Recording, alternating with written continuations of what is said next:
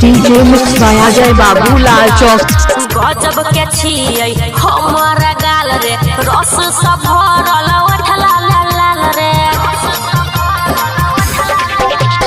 गजब के छियै हमर गाल रे, रस सब भरल उठला लाल रे।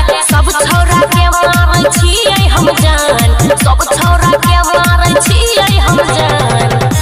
खोल ले गे छौड़ी चुम्मा के दुकान, लेवे खातिर अइबौगे जान सुबह शाम। खोल ले गे छौड़ी चुम्मा के दुकान, चुम्मा के दुकान, लेवे खातिर अइबौगे जान सुबह शाम।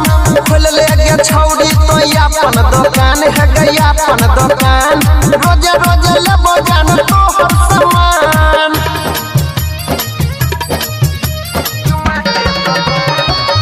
DJ mix by Ajay Babu Lal Chowk. पर नहीं जवानी तो खर्चा, जल्दी छपा ले तू पर्चा। नोट के गोडी कमाई भी कोई जैसा सगरों के चर्चा।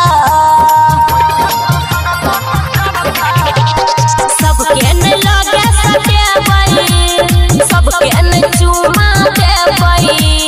जेकरा मन हेतै रे ओकरे पर पूरा लुटेबई।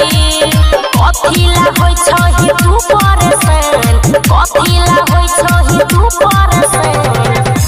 खोल ले गे छौड़ी चुम्मा के दुकान, लेवे खातिर अइबौगे जान सुबह शाम। खोल ले गे छौड़ी चुम्मा के दुकान, चुम्मा के दुकान, लेवे खातिर अइबौगे जान सुबह शाम।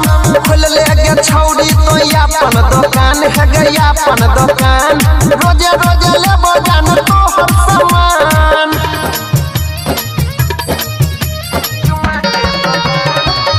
DJ mix by Ajay Babu Lal Chowk. सही सही दाम लगैबो, घाटा नहीं लागे गे देबो।